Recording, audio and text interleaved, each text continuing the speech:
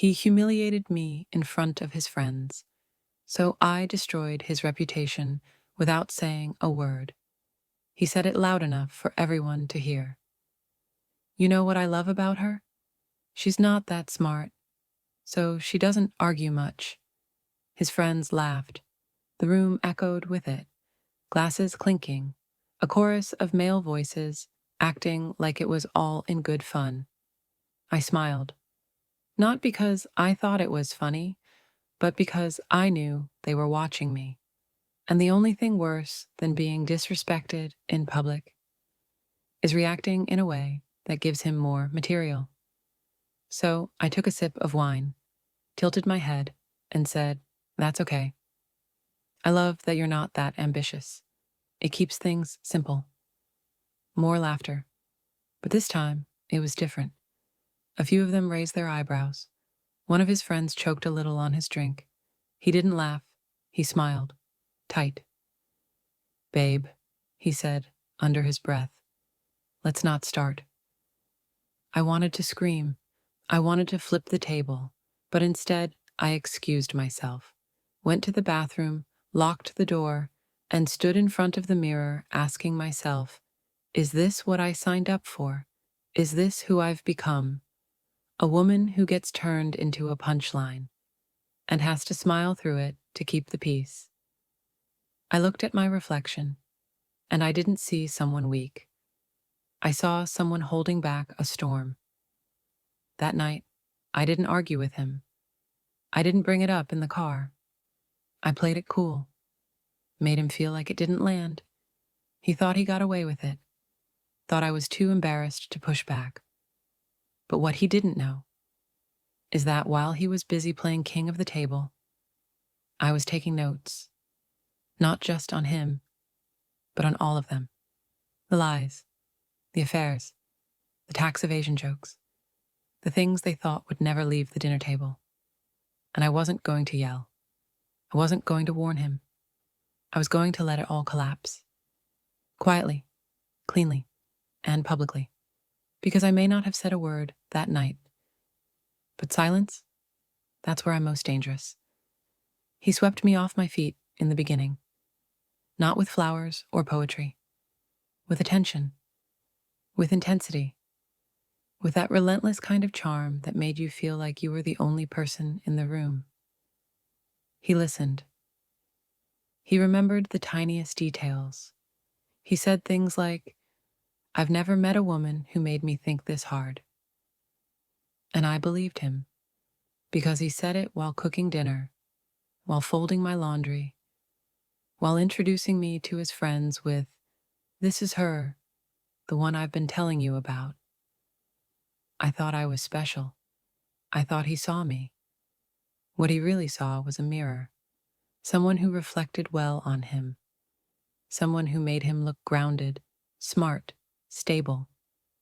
I didn't see the red flags right away, because he wrapped them in compliments. "You're not like other girls. You don't need constant attention.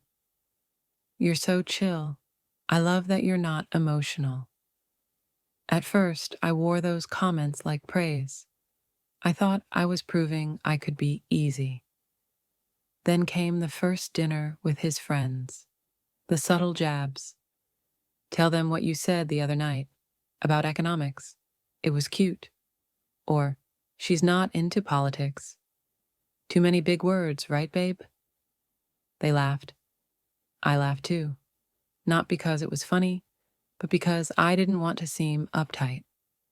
That's how it always started.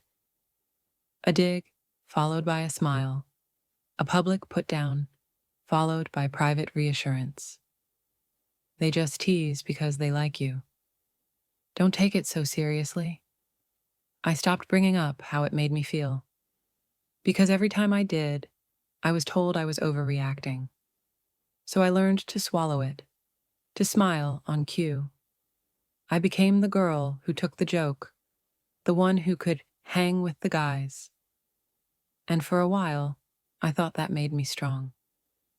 Until I realized I wasn't strong. I was silent. I wasn't chill. I was dismissed. He didn't love that I was different.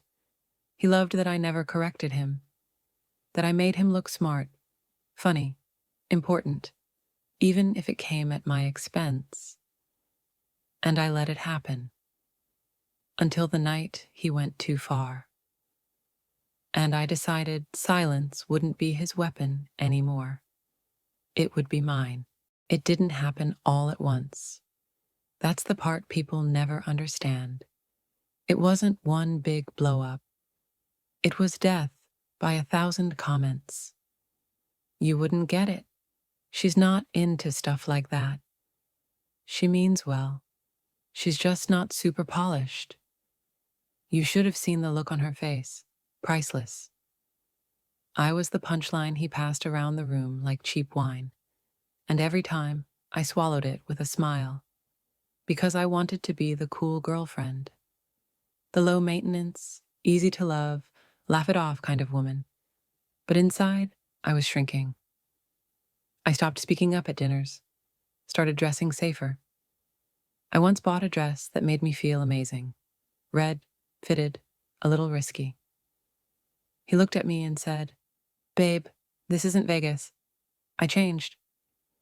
He once made a joke about how I mispronounced a word, told it to his friends like a comedy routine. They all laughed.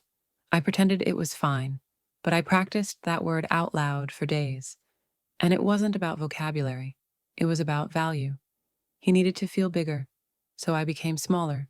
He needed to be the star, so I became the setup line. His friends thought I was sweet, harmless, quiet. They didn't know I had a degree, that I used to give lectures on communication strategy, that I used to speak without measuring every syllable. But he knew, and that's what made it worse. He didn't just strip me down in public. He made sure I stayed that way. Once I tried to call him out. After a dinner party, I said, "I didn't like how you spoke about me in front of them." He scoffed. "They love you. You're being paranoid." I apologized for being hurt, and he kissed my forehead like I was a child. I went to bed that night thinking, maybe I'm the problem. But I wasn't. I was just with someone who needed to dim me to shine.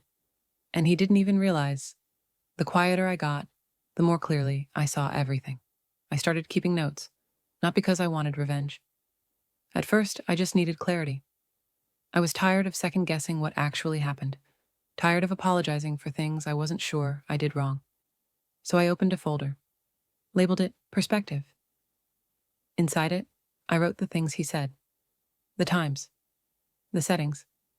I added screenshots of group messages where he twisted the narrative, notes about how he joked in public, then gaslit me in private. One day, I found a video his friend had posted at a party. It caught him saying, "She's smart when she tries.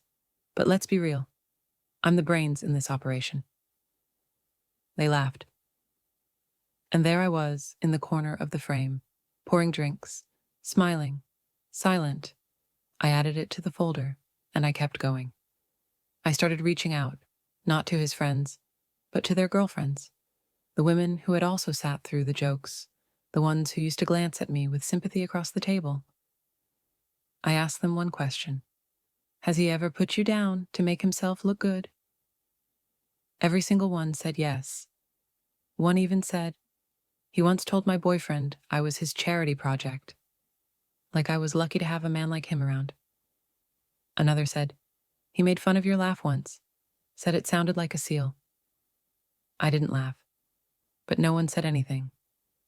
I thanked her, and I added that to the folder too. I didn't share it, not yet, because this wasn't about going viral. This was about holding the truth in my hands. Quiet power, the kind that builds while no one's watching. I started posting again, soft things, reflections, little captions like, "The loudest person in the room usually has the most to hide." Or, "Don't mistake someone's silence for absence. Sometimes they're just documenting everything." He never noticed. Thought I was healing. Thought I was getting over it. But I wasn't healing. I was preparing. And soon, he was going to realize that the quietest woman in the room was also the one holding the loudest truth. Thanks so much for watching.